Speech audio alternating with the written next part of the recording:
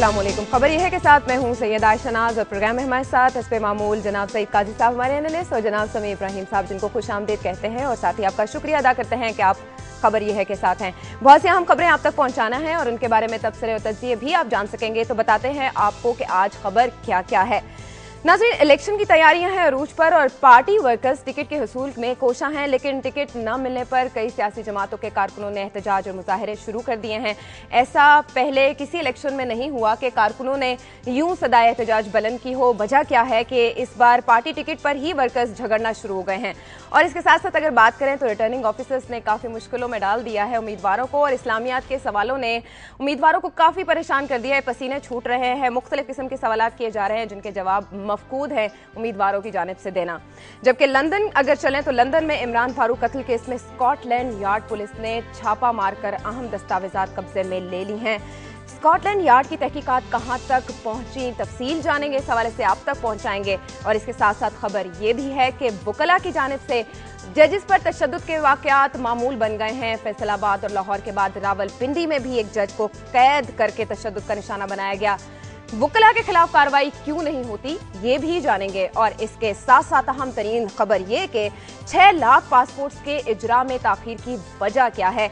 वजारत दाखिला ने FIA की रिपोर्ट दबाई क्यों, लेमिनेशन पेपर्स की मसनूई किल्लत पैदा क्यों की गई ये जानेंगे। लेकिन गुफ्तगू का आगाज करते हैं पार्टी टिकट की तकसीम से। कई सियासी जमातें कारकुनों को पार्टी टिकट नहीं दे रही और पार्टी वर्कर्स भी टिकट के हुसूल के लिए सरतोड़ कोशिश कर रहे हैं। मामला क्या है ये जानते हैं अपने तजियाकार जनाब समी और काजी साहब से। जी, ये वाकई आपने दुरुस्त फरमाया कि ये बिल्कुल एक हम पिछले इलेक्शंस भी कवर करते रहे हैं, मगर और ये इसकी वजूहात क्या हो सकती हैं।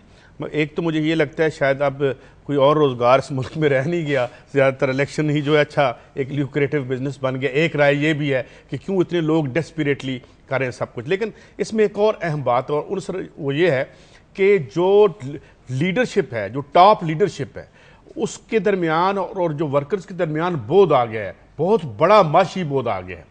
ये बोध 70 के इलेक्शन में नहीं था, इस अंदाज में नहीं था।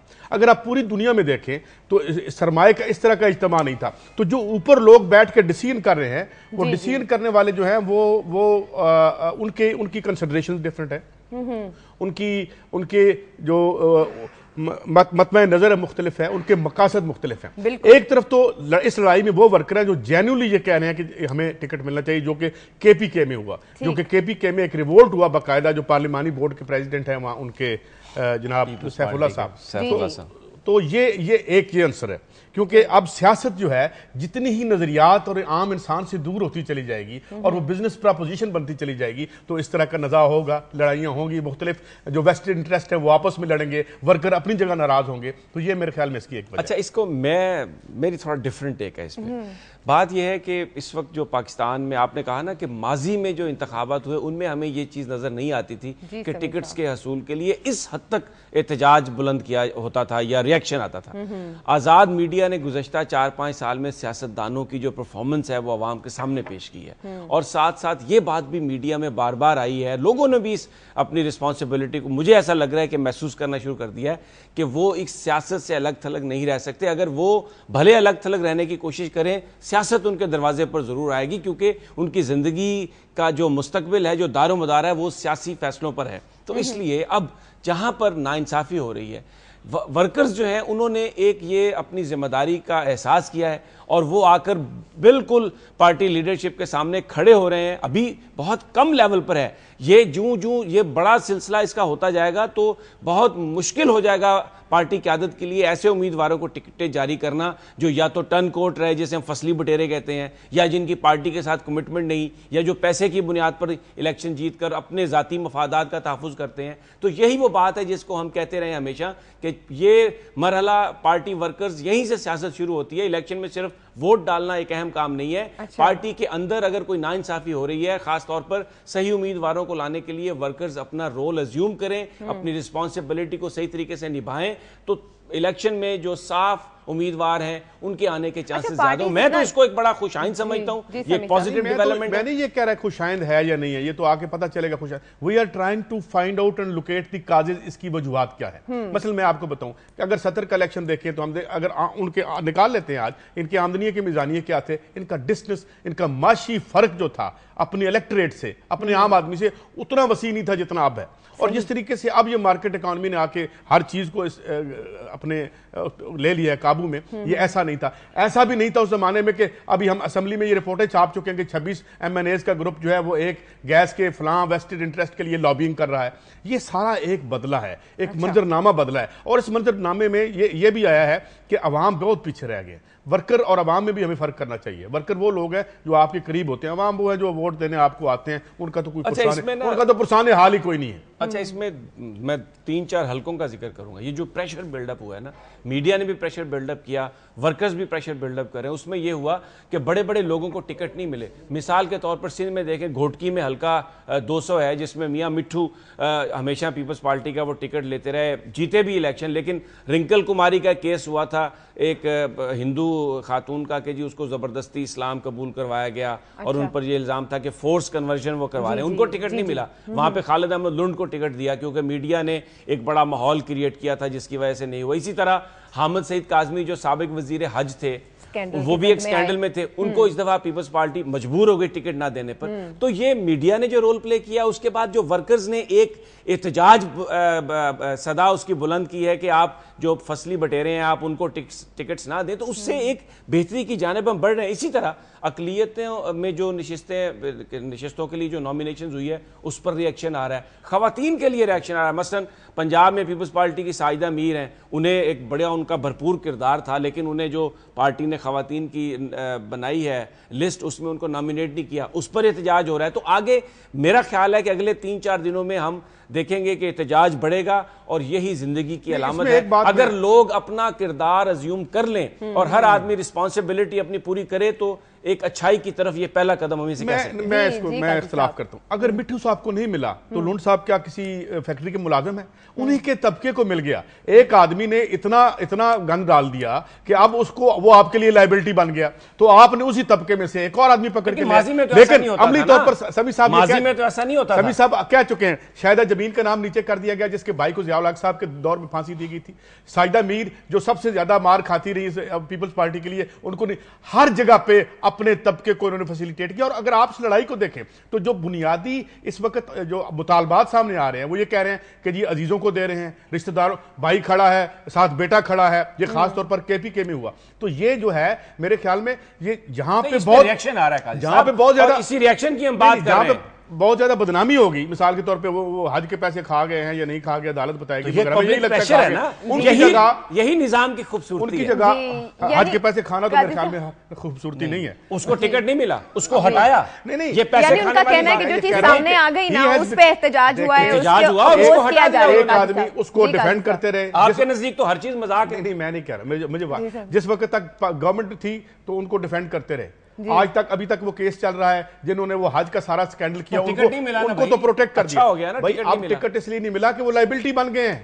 اب نیا آئے گا, حج کا کوٹا اس کو ملے گا نیکسٹ ٹائم, ان کو نہیں ملے گا. بن گیا پریشر کی وجہ سے لائبلٹی بن گیا نا, ورکرز کا میرا پریشر آیا, میڈیا کا پریشر آیا. میں صرف اتنا کہ یہ کوئی ایسی موومنٹ اور تحریک نہیں ہے جس کے نتیجے میں شفاف لوگ چھلنی میں سے نکل کے آئیں گے, جنہوں نے بہت زیادہ کھایا پیا اور میڈیا نے ان کو ایکسپوز کر دیا, ان کو پیچھے کر دو, نئے پہلوان آگے لے آؤ. یہ اس طرح کا کھیل ہے, اس طرح کا کھیل نہیں ہے. اچھائی کی طرف قدم ہے. مان لیں جمہوریت میں ہی بھلائی ہے قاضی صاحب, اور یہی پاکستان کی مستقبل کی گارنٹی اسی نظام میں. چلیں وقت کے ساتھ ساتھ پتہ چل جائے گا کہ یہ اصلاحی عمل ہے یا پھر سے وہی چہرے سامنے آتے ہیں. بہرحال یہ اختلاف رائے جو ہے یہ تو جمہوریت کا حسن ہے, جس طرح سے آپ نے اختلاف کیا اور جس طرح سے سمی صاحب نے اس سلسلے میں دلیل دی. اب بات ایک اور اہم کیس کے حوالے سے ہم کرنے جا رہے ہیں جو کہ چلتا آ رہا ہے ایک عرصے سے, اور اس سلسلے میں تحقیقات بھی جاری ہیں. جی سمی صاحب, بجائے اس کے کہ آپ دوسرے موضوع پہ جائیں, ایک اور بات بھی جو میں کہنا چاہتا ہوں, اگر آپ کے پاس ٹائم نہیں ہے تو بریک کے بعد کہوں گا آگے, کہ کیونکہ یہ ایک طرف امیدواروں کی نامینیشن کا سلسلہ ہے, تو دوسری طرف ریٹرننگ آفیسر جو ہے اس کی سکروٹنی کر رہے ہیں. اور قاضی صاحب میں سوالات دیکھ رہا تھا جو میں آپ سے ضرور چاہوں گا کامنٹ کریں. جو ریٹرننگ آفیسرز ان سے سوالات کر رہے ہیں, ایسا لگ رہا ہے جیسے کوئی دینیات کا پرچہ, اسلامیات کا پرچہ ان امیدواروں کو دے دیا گیا کہ وہ اس پر. میرے خیال میں یہ سمی صاحب ٹھیک ہے. دیکھیں میرے خیال میں فائنینشیل انٹیگریٹی ہمیں چاہیے, اچھا اگر فائنینشیل انٹیگریٹی کسی آدمی کی نہیں ہے تو اس کو آپ روکیں اور اس کو اس میں نہ الجھائیں, کیونکہ میں بھی بالکل اتفاق کرتا ہوں کہ یہ جو ترامیم ڈالی گئی تھی اس وقت مارشل لا تھا اور ضیاء الحق کے اپنے مسائل تھے, تو یہ اس بات میں نہ الجھائیں, اس بات میں نہ الجھائیں کہ اگر ایک آدمی آپ کو اس کی فائنینشیل انٹیگریٹی تو بالکل نہیں ہے, زیرو ہے, جو کہ موسٹلی لوگوں کی ہے, مگر اس نے آپ کو تیسرا کلمہ سنا دیا تو آپ نے اس کو آگے کر دیا. ہمیں یہ چاہیے کہ دیکھیں وہ بھی معاملہ اللہ کے مابین بھی ہے اور انسان کا, اور دوسرا دنیا میں بھی قوانین موجود ہیں, مگر ہم یہ دیکھ رہے ہیں کیا اب جو مثال کے طور پہ 2 لوگوں کو مسلم لیگ نون نے اچھا کیا ٹکٹ نہیں دیے, جو گیس چوری کر رہے تھے. بریک کا وقت ہو رہا ہے, لیکن یہ بتائیے کہ ان سوالوں کا 62-63 سے لنک ہے یا نہیں ہے, بس شارٹ اور اس کے بعد بریک. 62-63 سے وہ ایک عمومی سا ایک پیرامیٹر ہے کہ جس میں آپ جو ہے وہ ایک نیک وقار اور پارسا انسان. چلیں ٹھیک ہے, اس بات کے حوالے سے پروگرام میں آگے چل کے بات کریں گے. یہاں وقت ہوا ایک بریک کا, ہمارے ساتھ رہیے.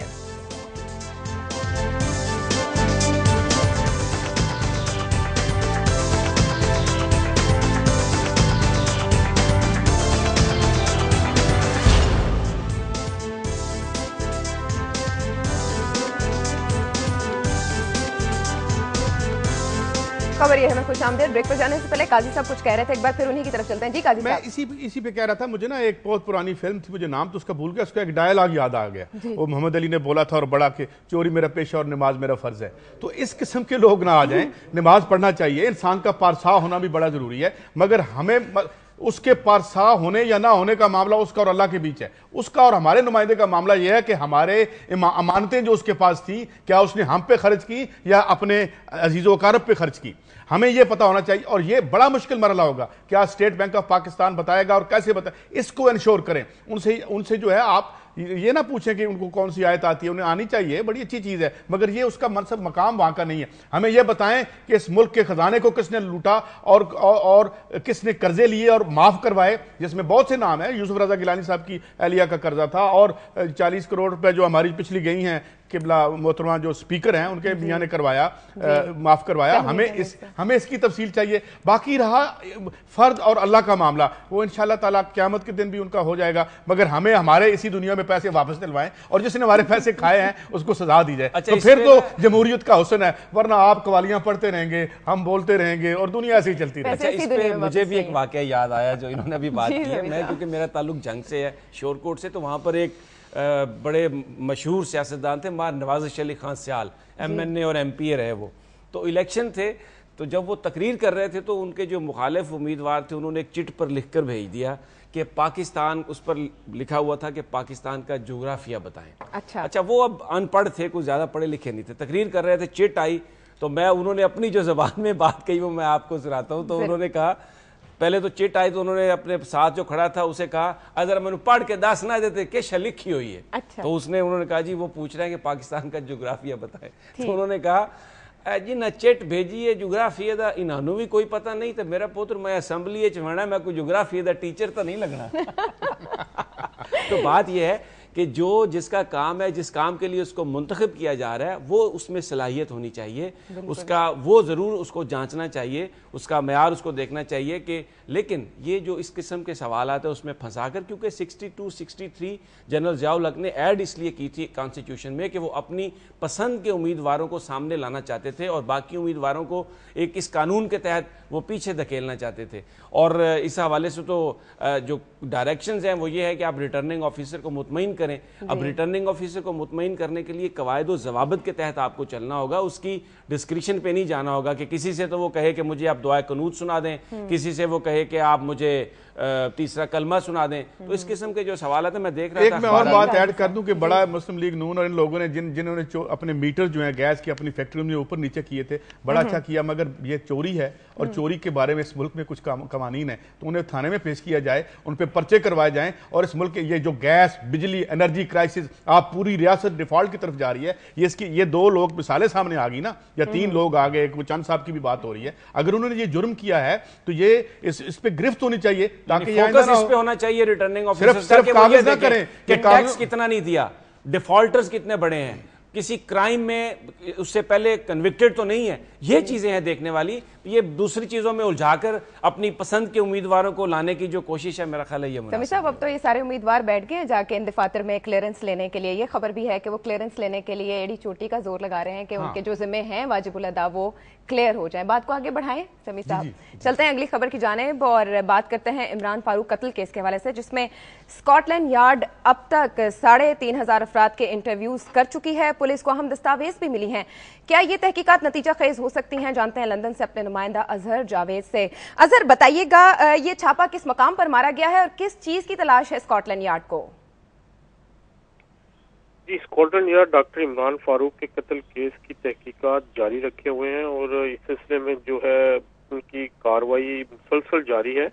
گزشتہ روز نارتھ ویسٹ لندن جو کہ ایک کافی امیر علاقہ ہے جہاں پہ ملینئر لوگ یہاں پہ رہتے ہیں, پوش ترین علاقہ ہے یہاں لندن کا, وہاں پر ایک گھر میں پولیس نے تلاشی لی ہے. تلاشی جو ہے وہ اس عمل کے دوران پولیس نے کچھ ڈاکومنٹس بھی حاصل کیے ہیں اور ان کو اپنے ریکارڈ کا حصہ بنایا ہے.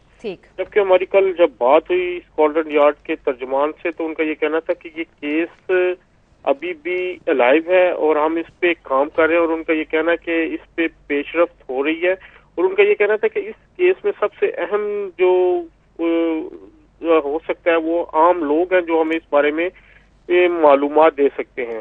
جبکہ اسکاٹ لینڈ یارڈ کے اسپوکس مین نے ایک دفعہ پھر اپیل کی ہے کہ لوگ اس بارے میں اگر کسی کے پاس کوئی شواہد ہے تو وہ اسکاٹ لینڈ یارڈ کو مہیا کریں اور سلسلے میں تعاون کیا جائے. اچھا اظہر یہ بتائیے کہ اظہر آپ کو یہ معلوم ہو سکا کہ جس گھر پر ریڈ کیا گیا تھا یہ گھر کس کی ملکیت ہے, کون ہے جو اس گھر کا مالک ہے؟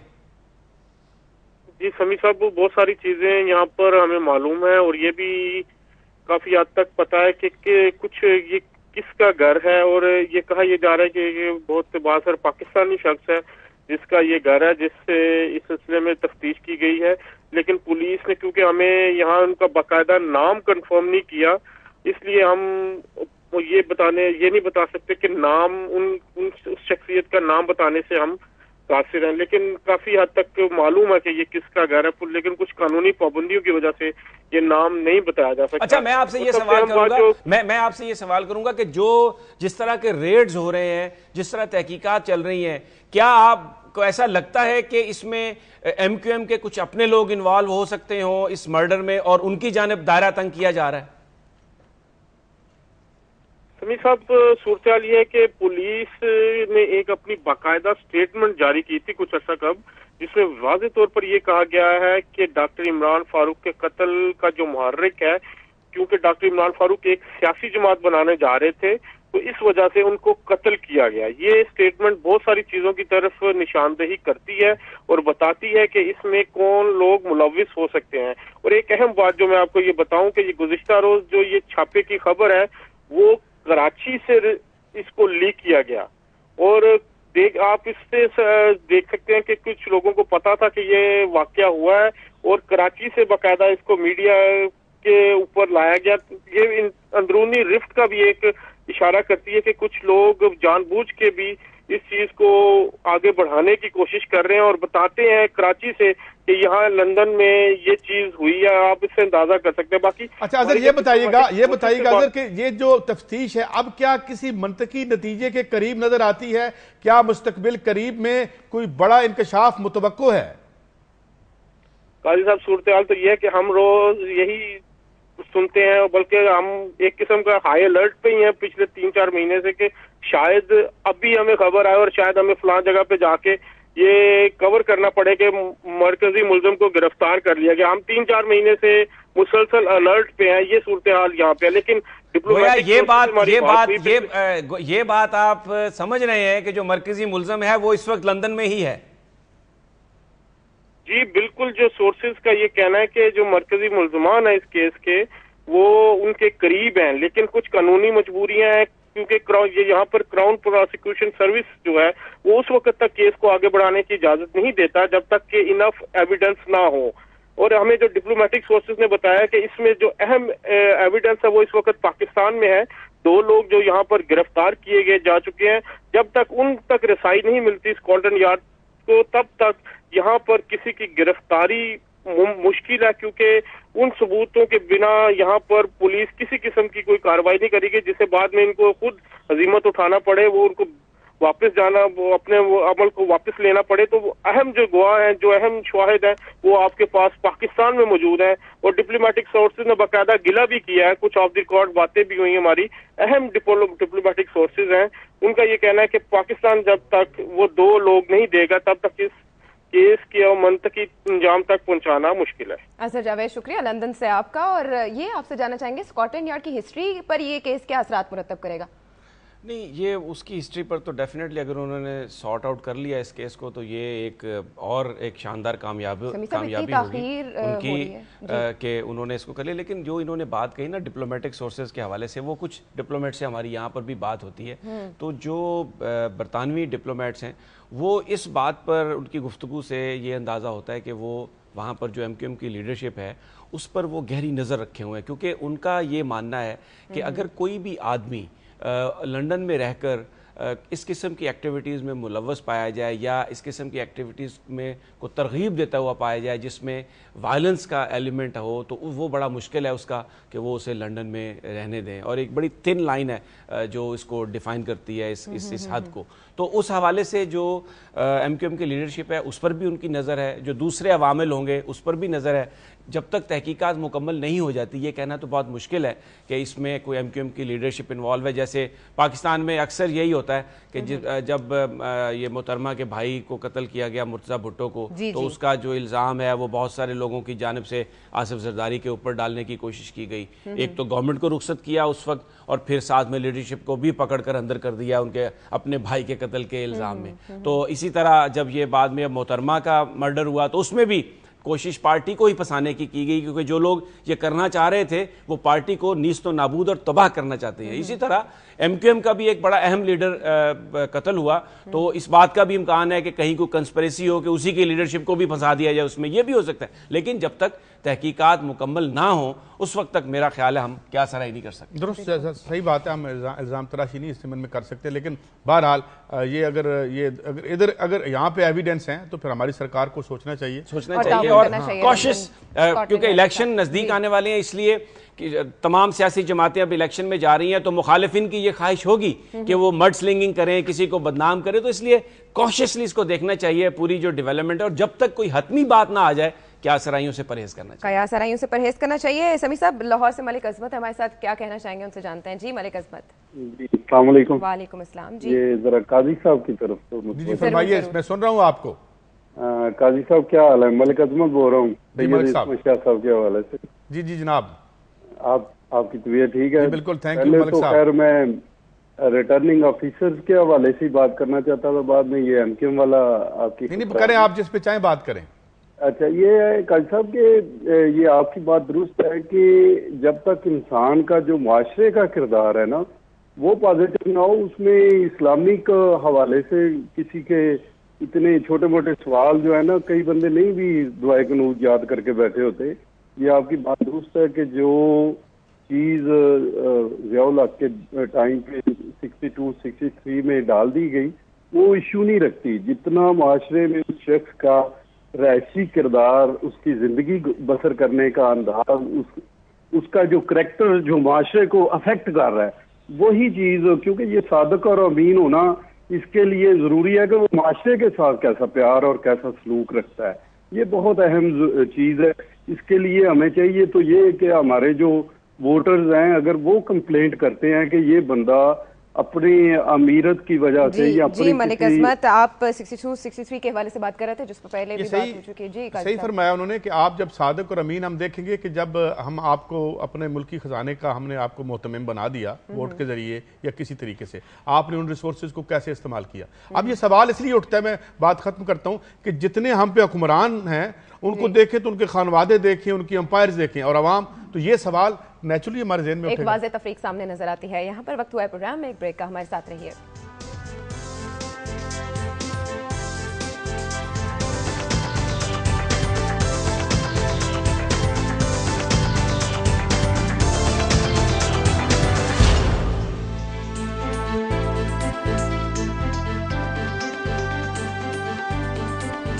खबर ये में खुश खुशामदीद एक बार फिर। और ब्रेक पर जाने से पहले हम बात कर रहे थे कुछ जिम्मेदारान के हवाले से जो कि सामने आना ज़रूरी है, और इसके साथ साथ हम यहाँ पर बात करते हैं एक और स्कैंडल के हवाले से जिसके वजह से लाखों जो पाकिस्तानी हैं वो मुश्किलात में मुब्तला हैं। 6 लाख पासपोर्ट के इजरा में ताख़ीर हो रही है और मुल्क भर में पासपोर्ट के इजरा का अमल रुका हुआ है। लेमिनेशन पेपर्स की मसनूई किल्लत पैदा क्यों की गई, इस काम में कौन कौन से अनासर मुलव्वस हो सकते हैं, इस हवाले से बात करते हैं। हमारे साथ एडिटर इन्वेस्टिगेशन दुनिया मौजूद हैं और मारूफ तजियाकार भी हैं रऊफ क्लासरा साहब। अस्सलाम वालेकुम। आपसे हम ये जानना चाहेंगे कि सारे अमल का, इन तमाम मुश्किलात का जिम्मेदार कौन है? तो जिम्मेदारी अगर फिक्स करनी है तो डेफिनेटली ये उस पर वजारत दाखिला पे जाएगी, क्योंकि कंट्रैक्ट अवार्ड करना या लेमिनेशन मंगवाना उन्हीं का काम था। और इन्होंने जो पहले अमेरिकन एक कंपनी को ठेका दिया हुआ था, तो वो कंपनी अपनी ऑब्लिगेशन में मीट करने में नाकाम रही है। जितनी तादाद में इनको लेमिनेशन पेपर चाहिए थे तो वो इनको पेपर फराहम नहीं कर सके, जिसकी वजह से जो लाखों पासपोर्ट्स हैं इस वक्त रुके हुए हैं या ताखीर का शिकार हैं। और इसमें जो इंटरेस्टिंग बात है, जो असल स्कैंडल है, उसी ही कंपनी को दोबारा इन्होंने 1 बिलियन रुपीस का एक और कॉन्ट्रैक्ट दे दिया है। और ये आपको पता है कि पाकिस्तानी ब्यूरोक्रेसी वैसे तो सियासतदानों को वो ये आप ब्लेम करती रहते कि करप्शन करते हैं, हम भी उनके स्कैंडल सामने लाते रहते हैं सियासतदानों को। लेकिन ये बड़ी इंटरेस्टिंग चीज है कि ये 1 बिलियन रुपीस का कॉन्ट्रैक्ट उस वक्त अवार्ड किया गया है इसको अमेरिकन कंपनी को जब पाकिस्तान में कोई भी हुकूमत नहीं थी। आप कह सकते हैं कि जब यहाँ पे एक केयर टेकर सेटअप के लिए काम किया जा रहा था। ये 26 मार्च को ये अवार्ड किया गया है। और इंटरेस्टिंगली इतवार का दिन था, इतवार वाले दिन इन्होंने बुला के पार्टीज को उस दिन ये अवार्ड किया है। और इसमें मैसिव किस्म की रेगुलरिटी सामने हुई है, जिसपे आज मुखालिफ पार्टी थी, फ्रांसीसी पार्टी है, तो वो इस्लामाबाद हाई कोर्ट में चली गई। तो आप कह सकते हैं कि इंटरनेशनल पार्टीज जो हैं, जो इंटरनेशनल मल्टी नेशनल कंपनीज हैं, उनका क्लैश हुआ है इस कंट्रैक्ट पे। और उनमें से एक पार्टी जो फ्रांसीसी पार्टी, उसने इस्लामाबाद हाई कोर्ट में जाके बहुत सारा पलंदा पेश किया डॉक्यूमेंट्स का, जिसमें उन्होंने साबित करने की कोशिश की है कि वो मेरिट इस पर पूरी डील में बड़े बुरे बड़े पैमाने पर बदनुमानियां की गई हैं। अच्छा खिलाफत साहब, ये फरमाइएगा, ये शुरू होता है स्कैंडल उस वक्त जब एक पॉलिटिकल गवर्नमेंट थी, अब आगे भी स्पिल ओवर करके चला जाता है। मेन बेनिफिशरीज कौन थे? पहले हमें लाहौर में हमारे रिपोर्टर ने बताया कि जहाँ पे कुछ शख्स थे जो कि बहुत ही जिन पे इल्जामात थे और केसेस थे, उनको लगा दिया गया। Who were the main beneficiary? इस सारे स्कैम को क्रिएट करने वाले कौन कौन हैं आपकी खबर के मुताबिक?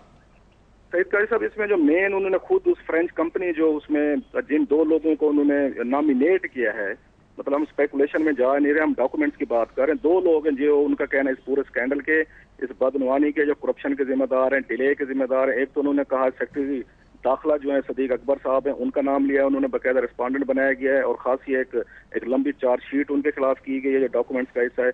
दूसरा उनका कहना है मकबूल गोंदल साहब हैं जो डीजी इमिग्रेशन पासपोर्ट्स हैं, जो इस पूरे स्कैंडल का, उनका भी सबसे बड़ा नाम आ रहा है। और उन पर भी बड़े खौफनाक किस्म के दस्तावेजी इल्जामात लगाए हैं। और मकबूल गोंदल साहब को मैं बताता जाऊं कि ये जो साबिक वजीर थे नजर गोंदल थे, उनके करीबी अजीज हैं और इनको तैनात कराने में भी उन्हीं का ही हाथ था।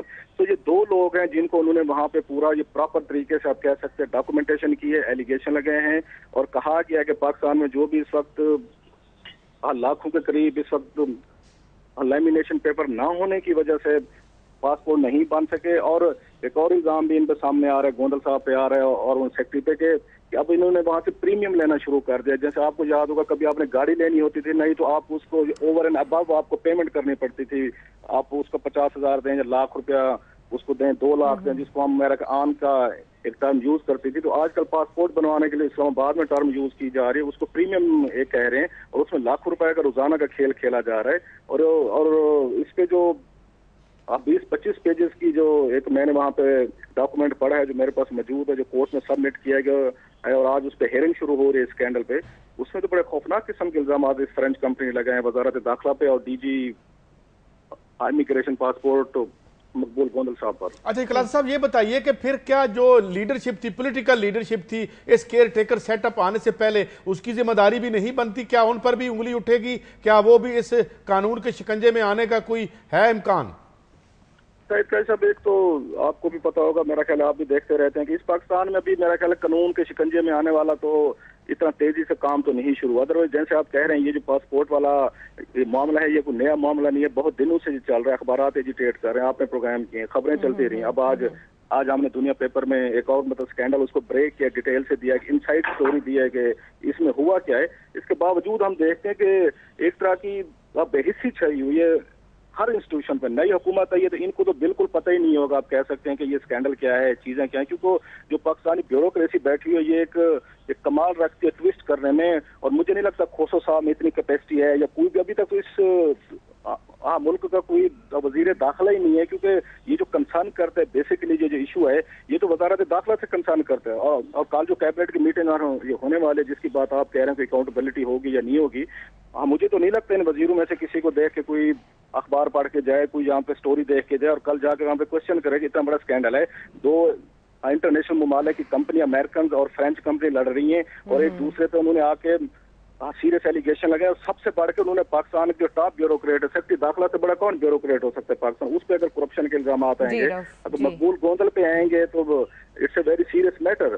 जी रऊफ क्लासरा साहब बहुत शुक्रिया, एडिटर इन्वेस्टिगेशन हमारे साथ मौजूद है। जी उन्होंने खूब कहा क्लासरा साहब ने कि यहाँ तो कोई रवायत नहीं है कानून के शिकंजे में किसी को लाने की, मगर वो खूब स्टोरीज दे रहे हैं और मैं देख रहा हूँ डेली बेसिस पे कुछ न कुछ, जब से ये हुकूमत गई है तो एक अनफोल्ड कर रहा है, और जो क्राइसिस अनफोल्ड करेगा, ये अभी मैं अपनी स्टोरी पे आऊंगा कि किस नौ की मैशियत सामने आ रही है इन तमाम अल्ल तल्लों की वजह से, तो ये स्कैंडल और खुल के सामने आए। लेकिन एक जो उन्होंने बड़ी इंपॉर्टेंट बात कही कि हम लोग जो पॉलिटिकल एलीट है उसके करप्शन भी अनर्थ करते रहते हैं, उन पर भी बात करते रहते हैं, लेकिन एक बड़ा जो हिस्सा हमारी एस्टेब्लिशमेंट का जो करप्शन में मुलव्वस है और जो नज़रअंदाज हो जाता है वो ब्यूरोक्रेसी का है। जो ऑफिसर्स लगे हुए हैं, जो ब्यूरोक्रेट्स लगे हुए हैं, वो इतनी खूबसूरती से अपना माल बीच में निकालते हैं और सारा मलबा सियासतदानों के ऊपर डालकर एक साइड पर हो जाता है। बड़ी अच्छी बात कही, उनको पकड़ना है रूलर, उनका हुक्मरान कौन है, पॉलिटिकल। जब ये शुरू कर देंगे तो भाई वो इनकार क्यों करेंगे? उनके दोनों काम है, पॉलिटिकल जो एलीट है कि करप्शन ना करें, और उनके नीचे जो ब्यूरोक्रेसी है, चाहे वो मिलिट्री है चाहे वो सिविल है, वहां अगर हो रही है तो उसको पकड़ें। अगर वो खुद ही उनके साथ दस्तरखान पे बैठ जाएंगे तो ना वो ये काम कर सकेंगे ना वो काम कर सकेंगे। बात सही तो है। आखिर में जो जिम्मेदारी है, केसेस में तो ऐसा ही होगा कि जिसमें सियासतदान भी इन्वॉल्व होंगे, लेकिन आप मुझे यकीन है कि बहुत सारे केसेस ऐसे होंगे करप्शन के जिनमें सियासतदान उस हद तक इन्वॉल्व नहीं होंगे, ब्यूरोक्रेसी जिस तरह उनमें खूब लूट खसूट माल तोड़ प्रोग्राम चल रहा है। यही होता है ना कि आप एक गलत काम उनसे करवाएंगे, दो वो अपनी मर्जी के कर लेंगे। खैर आपने तो सियासतदानों के खिलाफ बात करने की कसम उठा रखी है। जिम्मेदारी आप सही आप अपना काम सही अंजाम दे रहे हैं। जिम्मेदारी जो है, अगर वजारत दाखिला में ये हुआ है तो मैं सेक्रेटरी दाखिला की बाद में बात करूंगा, पहले रहमान मलिक साहब ताजा गए वो बताएं। ही इज द हेड, निगरान का बिना देखेगी। काजी साहब भी अपना काम सही अदा कर रहे हैं। जब अपना काम आप नहीं करेंगे तो नीचे वो भी चोरी करेंगे। जी काजी साहब, इसका मतलब यह है कि अगर वक्त पर जिम्मेदारों का तयन कर लिया जाए तो मुस्तकबिल में ऐसे वाकयात रूनुमान हों। ब्रेक का वक्त हुआ है, हमारे साथ रहिए।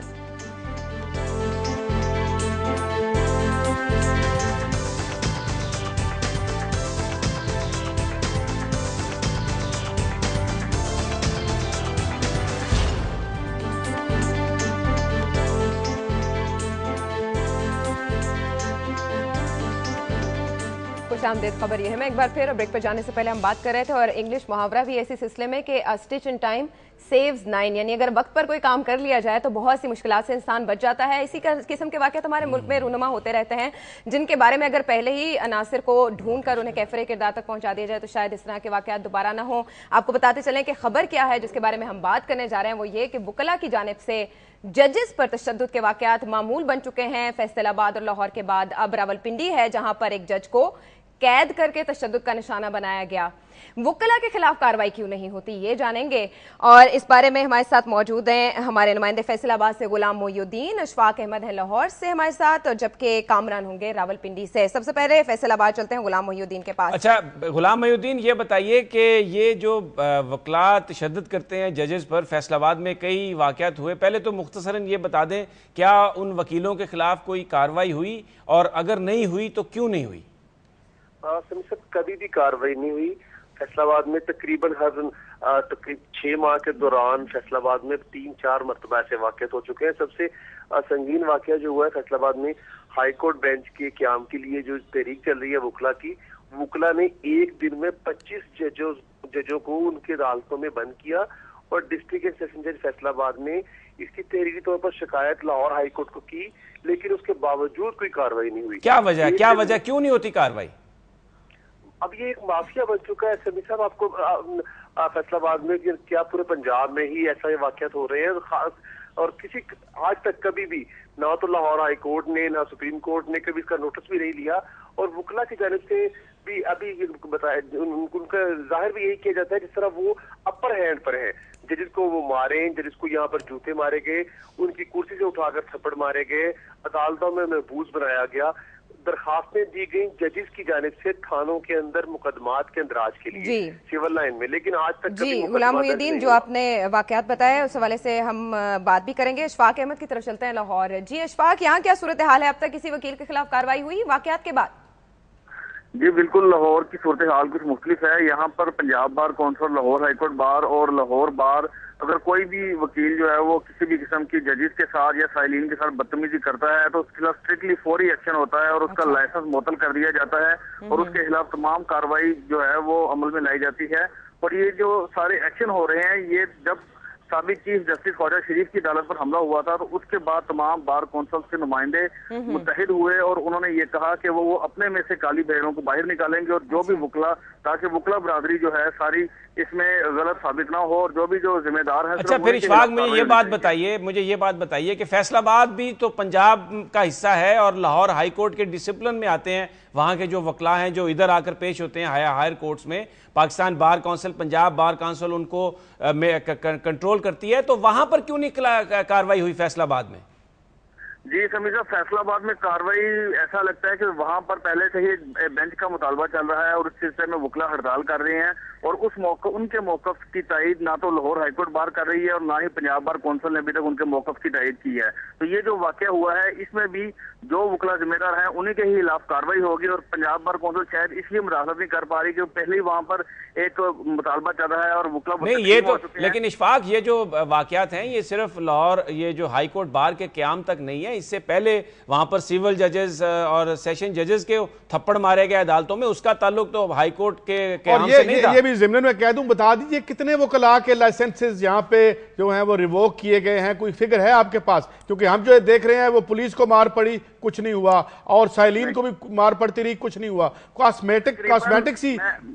جی میں بتاتا ہوں کہ تقریباً لاہور اور فیصل آباد میں جو سیشن ججز اور سول ججز پر تشدد جن کو نشانہ بنایا گیا تھا ان وکلا کے نہ صرف لائسنس معطل ہوئے ہیں بلکہ ان کے لائسنس منسوخ کر دیے گئے ہیں. اب وہ وکالت کا حق نہیں رکھتے اور گو کہ ان کا تعلق جو تھا وہ وکلا کے بڑے گروپوں سے تھا لیکن ان کے لائسنس منسوخ کر دیے گئے ہیں. تو ریسنٹلی یہ جو واقعہ ہوا ہے اس واقعے کے حوالے سے پنجاب بار کونسل کا ابھی تک موقف سامنے نہیں آیا, لیکن ماضی میں جو لاہور میں واقع ہوئے ہیں یا فیصل آباد میں ہوئے ہیں ان میں جتنے بھی ملوث ذمہ دار وکلا تھے ان کے خلاف کارروائی ضرور ہوئی ہے. چلیں اشفاق, اگر واقعی ایسا ہے تو یہ تو بہت خوش آئند بات ہے. لاہور سے ٹھنڈی ہوا کا جھونکا تو آیا. اب چلیں گے کامران کی جانب, راولپنڈی جہاں یہ واقعہ ہوا ہے تازہ ترین. ہمیں یہ بتائیے گا کامران اس تازہ واقعے کے بعد فوری طور پر کارروائی کی گئی ان وکلا کے خلاف جنہوں نے یہ کام کیا؟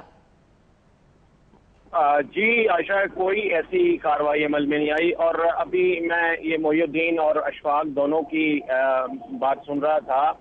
اشفاق نے بات کی کہ یہ کارروائی ہوتی ہے. آپ کا سوال تھا کہ آخر بار کونسل کوئی ٹھوس اقدام کیوں نہیں کرتی, کیوں نہیں لیتی ان کے خلاف ایکشن. اس کا جو سب سے بنیادی جواب ہے وہ یہی بنتا ہے کہ بار کونسل نے لڑنا ہوتا ہے الیکشن اور وکلا ایک وکیل کے پیچھے کوئی نہ کوئی گروپ جو ہے وہ ضرور انوالو ہوتا ہے. یہ اپنے ووٹ پکے کرنے کے لیے بار کونسل جو ہے کسی وکیل کے خلاف کارروائی نہیں کرتی. لائسنس کی معطلی ہونا کوئی کارروائی نہیں ہے. ایک وکیل کو آپ جوتا مار دیں یا اس کو تھپڑ مار دیں, اس کی کرسی سے نیچے گرا دیں, اسے کمرے میں بند کر دیں اور اس کی سزا صرف یہ ہو کہ جی لائسنس معطل ہو جائے, جو اس کے 3 مہینے کی انکوائری کے بعد دوبارہ ریسٹور ہو جاتا ہے. تو یہ قطعی طور پر کوئی کارروائی نہیں ہے اور مجھے یہ کہنے میں کوئی حرج نہیں ہے کہ یہ بینچ اور بار جسے ہم کہتے ہیں کہ انصاف کی فراہمی کے عمل میں یہ دو پہیے ہیں. تو ایسے معاملات میں جہاں وکلا کے خلاف کارروائی کرنی ہو وہاں یہ بینچ اور بار کا گٹھ جوڑ ہے جس کے باعث یہ کارروائی جو ہے وہ نہیں کی جاتی. یہاں بہت سے ایسے واقعات ہیں جو کہ سنگین نوعیت کی توہین عدالت ہوئی ہے لیکن اس کے باوجود نہ تو اس پر کوئی نوٹس لیا گیا نہ وکلا کے خلاف کوئی ٹھوس کارروائی جو ہے وہ دیکھنے میں آئی ہے.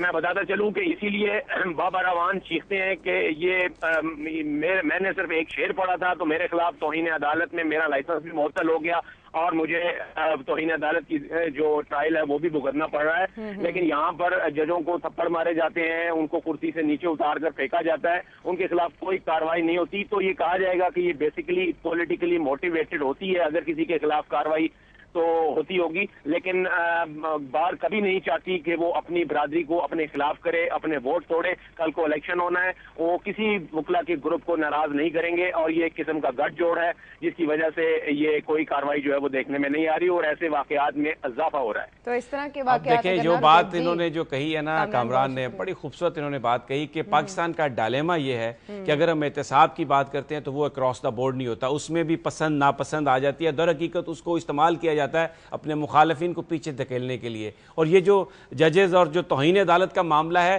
اس کا بھی ڈائلیما پاکستان کا یہی ہے کہ جب آپ نے اپنے مخالف کو سزا دینی ہو تو آپ اس لیے بھی کسی افسر کو جیل بھیج دیں گے کہ تم نے میری طرف دیکھا، بات کرتے ہوئے میری طرف گھور کر دیکھا، اور وہ اسلام آباد کا افسر جیل میں چلا جائے گا۔ دوسری جانب سیشن جج کو اگر کسی نے تھپڑ بھی مارا، بند بھی کر دیا، لیکن اس میں وکیلوں کا ایک ایسا گروپ ہے جو آپ کے پیچھے ہے، جو آپ کی طاقت ہے، تو اس کے خلاف کارروائی نہیں ہوگی۔ یہی پاکستان کا المیہ ہے۔ جب تک چیزیں اکراس دا بورڈ شروع نہیں ہوں گی، جب تک قانون کی عملداری رuthlessly نہیں کی جائے گی، اس وقت تک معاملہ ٹھیک نہیں ہوں گے۔ اور جیسے کامران نے کہا، یہ صرف ایک گٹھ جوڑ، سیاسی مفادات، پولیٹیکل ایکسپیڈینسی جسے ہم کہتے ہیں، اس کے تحت یہ کام کو چلایا جا رہا ہے۔ ایک بات یہ بھی تو ہے نا، وہ ووٹ کہتے ہیں، ووٹ لینے ہوتے ہیں پنجاب بار کونسل نے، تو یہ بھی جمہوریت کا حسن ہی ہے، اس کو آپ قبول فرما لیں۔ آپ تو ووٹوں کے ویسے ہی خلاف ہیں۔ اب آپ ایک ایسے نظام کی بات کرتے ہیں، میں اس کو کیسے سپورٹ کر دوں جس میں ووٹوں کا تعلق ہی نہیں ہے؟ کرمنلائز کر دیا، سارا مافیا بن گئے۔ میں خود ایک عدالت میں نے ایک اپنے صحافی بھائی کے ساتھ گیا تو دندناتے پھرتے تھے وہاں پہ وکیل، اور ایون دیور ابیوسو، اور جج صاحب سن کے، جو چھوٹی لوور کورٹ کے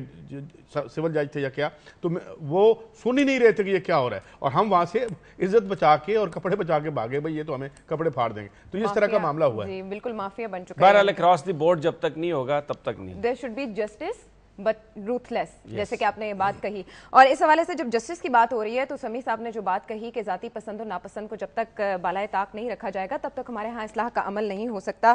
اور اس حوالے سے جو وکلا کی جانب سے اقدامات کیے جا رہے ہیں وہ بھی دھڑلے سے اس وجہ سے کیے جا رہے ہیں کہ ان کے خلاف نہ تو کیسز بن رہے ہیں، اور جیسے کہ لائسنس کا معطل کیے جانا ان کے لیے کسی بھی تھریٹ کا باعث نہیں ہے۔ اب اگلی خبر کی طرف چلتے ہیں جو کہ آپ نے ایک ایشو پہلے اٹھایا، کل ہم نے تھوڑا سا اس کا ذکر کیا تھا، آج اس پر بات ذرا تفصیل سے کر لیتے ہیں کہ جو پنجاب میں سکولز ہیں وہاں پر بچوں کو ٹیکسٹ بکس نہیں مہیا کی گئیں، اور وہ بیچارے اپنے بستے خالی لے کر بیٹھے ہیں، اور ٹیچر جو ہیں انہیں پڑھا نہیں پا رہے، اور پیرنٹس بھی بڑے پریشان ہیں۔ تو ہم نے اس حوالے سے آج ارینج کیا ہے جناب چیئرمین انجمن تاجران پاکستان جناب خالد پرویز صاحب۔ السلام علیکم پرویز صاحب، سن رہے ہیں آپ ہمیں؟ السلام علیکم جناب۔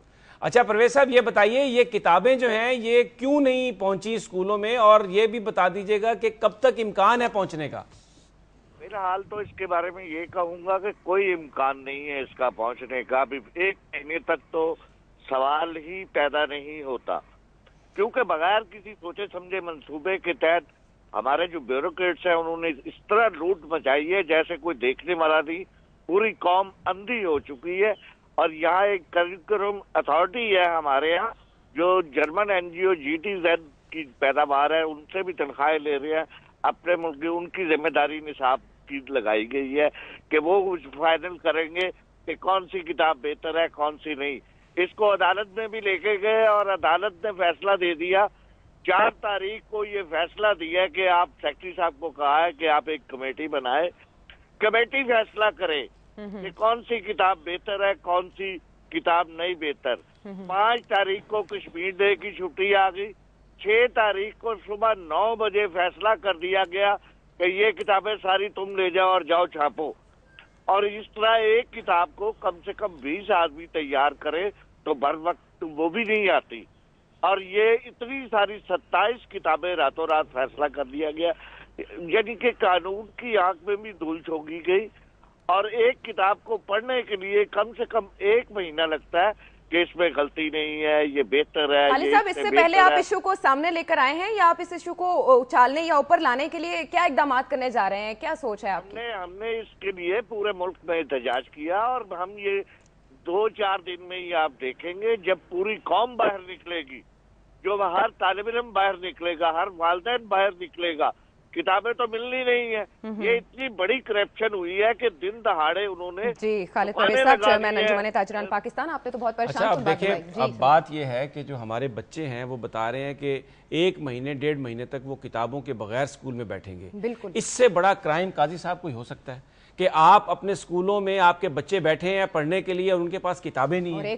یعنی یہ ہماری یوتھ ہے, ہمارا فیوچر ہے. یہ آپ لوگوں کو جب سزا نہیں دیں گے, جب اس طرح کے وہ کہہ رہے ہیں بیوروکریسی کی دو خبریں آ جائیں, ایک پاسپورٹ کے حوالے سے آئی ہے, تو یہ جب اس طرح سے انٹچیبل ہوں گے, چاہے وہ بیوروکریسی میں ہو چاہے وہ کسی اور شعبے میں ہو, تو یہی ہوتا رہے گا. مگر وقت چونکہ ختم ہو چلا ہے تو میں خبر اپنی جو میں اس کے صرف ایک ٹیزر دے دیتا ہوں. یہ کتابیں تو بچوں تک نہیں پہنچی, مگر کچھ عرصے تک ہمارے عوام کے گھروں میں جو بجلی کے بل پہنچیں گے اس میں یہ اضافہ ہوگا 53 پیسہ پر یونٹ کا. اور یہ جو کیئر ٹیکر گورنمنٹ ہے, اس کے بارے میں آج رپورٹ آئی ہے کہ انہوں نے 4 روپے پر یونٹ تک اضافہ کرنا ہے. یہ اضافہ گھروں میں البتہ پہنچ جائے گا, کتابیں تو نہیں پہنچ پائیں, لیکن اس کے اثرات کیا ہوں گے اس پہ ہم کل بات کریں گے کہ یہ 4 روپے ہماری انڈسٹری پہ کیا فرق ڈالے گا, اور یہاں پہ ایک سوشل انریسٹ ہونے کا بھی خطرہ ہے. جی, یعنی بجلی نہیں ملے گی لیکن بجلی کے بل ضرور باقاعدگی کے ساتھ ملیں گے اور اضافے کے ساتھ ملیں گے. سمیع ابراہیم صاحب, سعید قاضی صاحب, بہت شکریہ آپ کا. ناظرین آپ کا بھی بہت شکریہ کہ آپ نے وقت دیا. آپ کے دن بھر کے لیے بہت سی اچھی امیدوں اور دعاؤں کے ساتھ اجازت چاہتے ہیں. اللہ نے کے بعد.